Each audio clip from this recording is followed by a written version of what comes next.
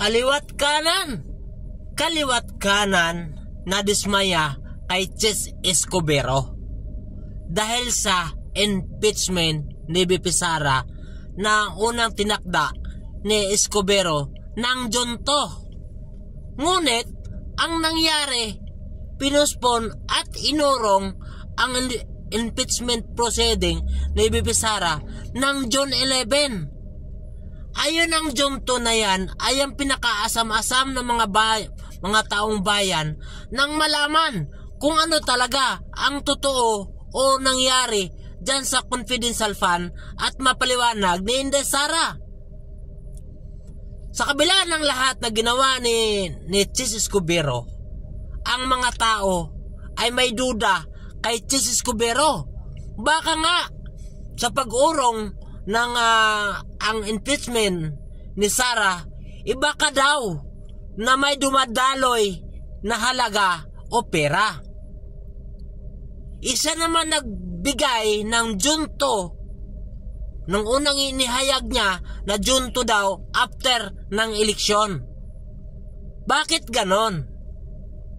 Hindi kaya totoo mga agam-agam ng mga taong bayan kahit sa saang social media na agam-agam na may dumadaloy daw na pera from the China?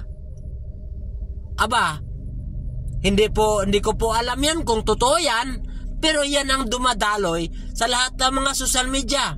Aba, Chis Escudero, mukha yatang ikaw may mali, kaya pinagdudahan ka ng mga taong bayan. Hindi kaya pabor ka doon kay Sara? Aba, kung ikaw ay mambabatas at ang iyong sinumpaan, nag-oath ka before ka magiging senador o magiging pinuno ka ng Senado, ay ang sumpaan mo para sa bayan at paglingkuran mo ang tambayan ayon sa ating 1987 Constitution.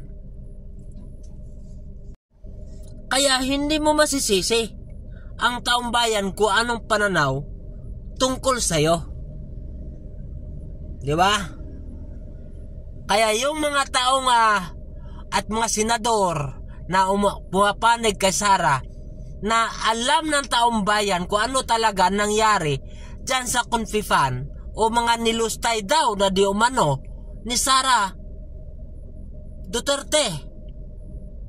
Kung ganun man totoo man mangyari na may matibay na ginawa ni Sara, ay dapat siyang ma-impeach. Pagkakataon ng ating VP Sara na magpaliwanag o linisin ang kanya pangalan, lalo na't may pangarap siya na tumakbo sa 2028 na bilang Pangulo ng ating bansa. Paano na ngayon ibabalik kung hindi niya kayang kung itigil niya ang impeachment proceeding? Sino kaya ang buboto sa kanya? Ang VP President o VP Sara, kayo po ay binoto at hinalal namin para pagkatiwalaan ng taong bayan. Ngunit dapat ang tiwala namin ay huwag ninyong sirain. Kasi nga, kami ang nagbigay sa inyo ng posisyon o power. So, kung kayo nasa Senado at kami ang mga botante sa inyo, kami ang naghalal sa inyo bilang Pangulo o sa inyong posisyon, kami rin magpababa sa inyo kung hindi na po tama ang inyong ginagawa para sa taong bayan. Kayo dyan sa Senado, unahin nyo ang taong bayan o karamihan. Huwag kaibigan, huwag ninyong gamitin ang inyong posisyon para magprotekta lamang sa isang politiko.